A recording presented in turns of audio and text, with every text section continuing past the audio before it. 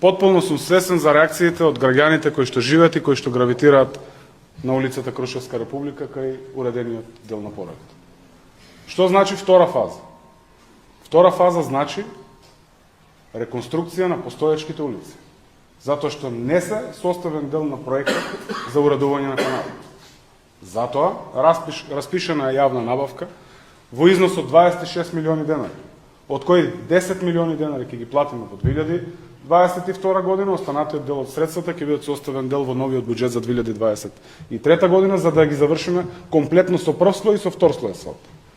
И со потребните сливници кои што ќе акумулираат атмосферската вода од улиците и ќе ја насочуваат во поројот Крушевска република, односно во цевката која што ја има таму, во отворот кој што го има.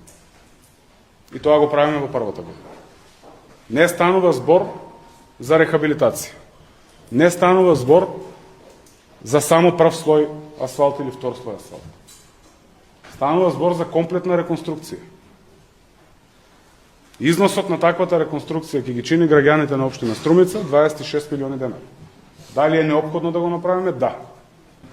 Ако сметате за втора фаза, од кружниот тек кај Евана до Климент Охридски, до транзитниот пат, е веќе друго прашање. Ако мислите за мојата визија за тој дел, сметам дека треба да продолжиме исклучиво со армиран бетон и да го смениме проектот доколку има опција за проширување на сообраќајниците. Тоа го сметам. Зошто? Затоа што ако беа 30 милиони денари за покривање пред 3 години, истото покривање би чинело сега 100 милиони денари. Цените варираат на се. Дали треба да го затвараме? Дали е неопходно и тој дел да се затвори, кој што е подолг од постоечкиот уреден порој, не треба да ни биде приоритет за 2023-2024 година, според мене. И тоа е легитимно, ќе стојам зад мојата одлука и ќе го предложам пред Советот. Мислам дека фокусот треба да го ставиме на другите работи кои што кризата не ги наметнала.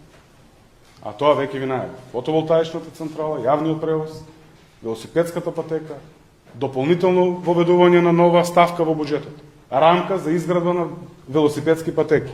Како што имаме рамка за тротоари, Струмица веќе го има приматот на велосипедски град, почнавме со реализација, треба да имаме дополнително продолжување на велосипедските патеки. Тоа треба да не биде примат. Не сметам дека затварање на Крушевска треба да ни биде приоритет во 2023-2024 година.